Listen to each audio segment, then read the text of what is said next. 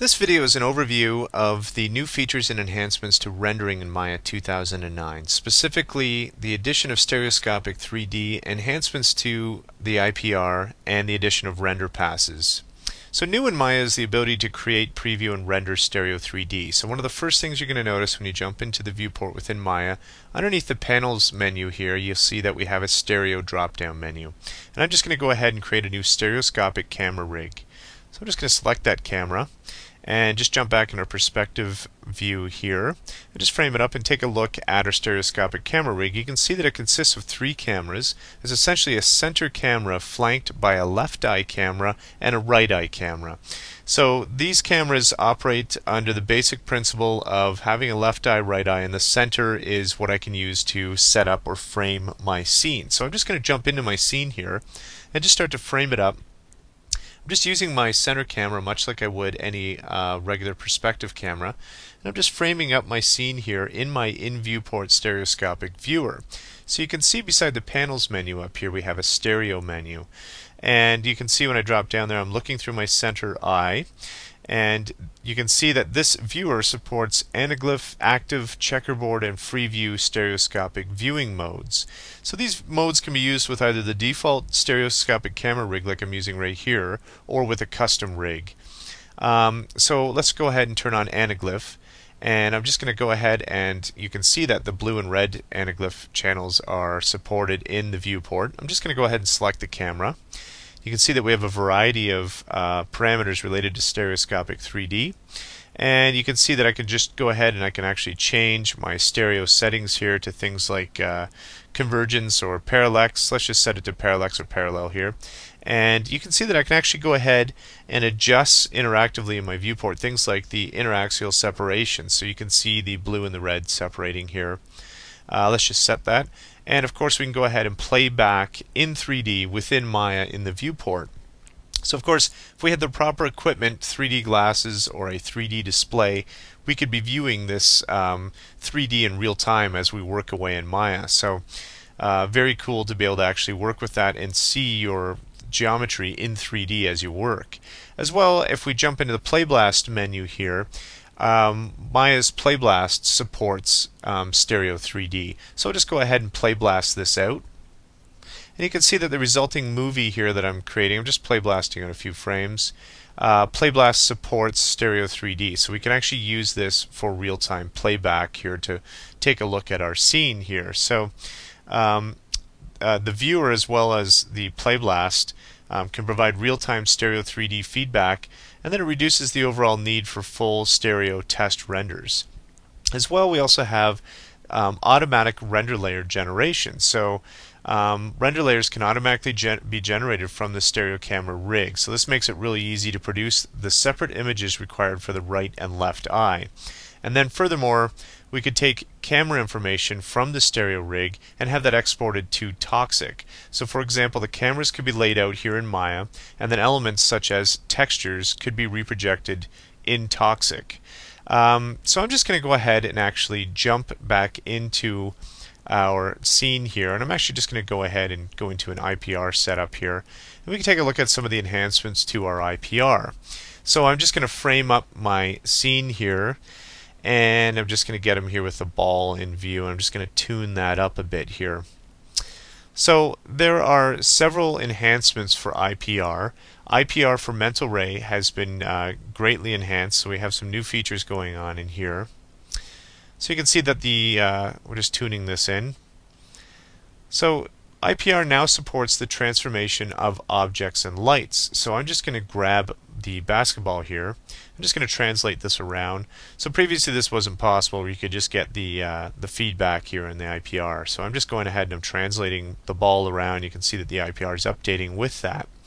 As well as duplication and instancing, and parameters such as visibility are also supported here. So just going to go ahead and turn on and off the visibility of the ball, and you can see the IPR updating that as I do that. And let's just go ahead and frame in a different view here. So I'm just going to jump ahead and frame up the head a bit here, and I'll just refresh my IPR and just kind of tune in a view on on our character's head here.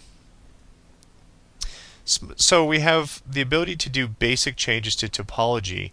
That is also supported here in Mental Ray. So smooth meshes within Maya can now be rendered in Mental Ray, included within the interactive IPR.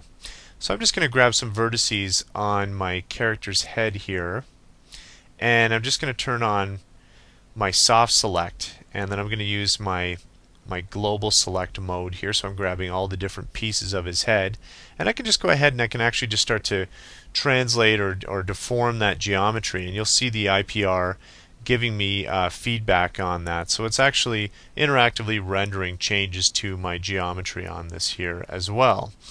So this eliminates the previous requirement for smooth meshes within Maya to be converted to polygons before rendering. So that's fine. So let's just actually turn on an area light here. So I can just grab this area light. So all light attributes are now fully supported, including photons, shadow maps, and area lights here within our IPR. So I'm just going to grab my area light here. I can rotate it around. Let's change the intensity on this here and crank it up. So you can see I'm rotating around. You can see the IPR providing feedback for that. Just going to jump into the attribute menu here for my area light, and let's just change the color on that. You can see the IPR updating as I change some of these values here.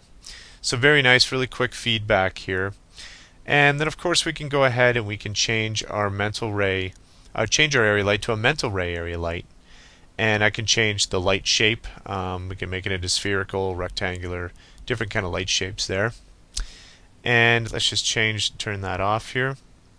So you can see that I can actually hide and unhide the light just like an object, and you can see the resulting update in our IPR. So this is great for production, especially for lighters, to see the render update interactively.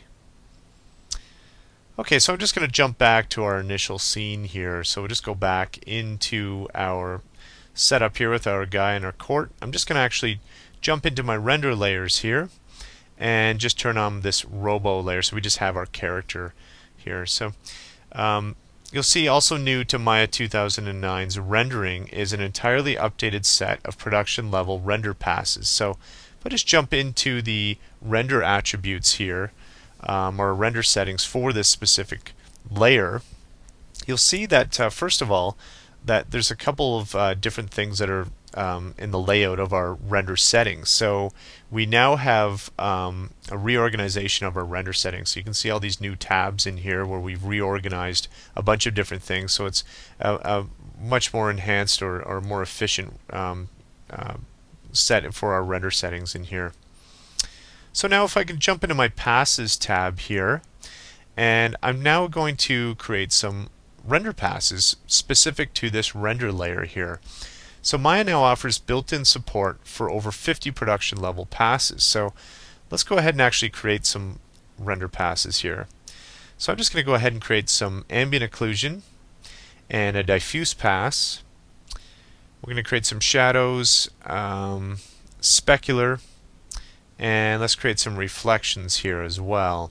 So you can see that in the top area here I have my 5 render passes that I've created. I'm just going to associate those now with my render layer. So I've now associated these passes specifically to the objects within my render layer. So if we go ahead and render that, you'll see that we actually have our resulting render passes here. So you can see we have some nice ambient occlusion, a diffuse pass, reflection pass, a shadow pass, a specular pass, and then by default with the passes a master beauty pass will be created as well.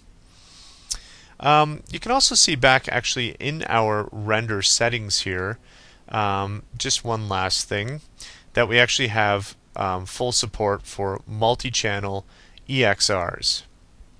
So that's a brief overview of the features and enhancements to the rendering capabilities of Maya 2009.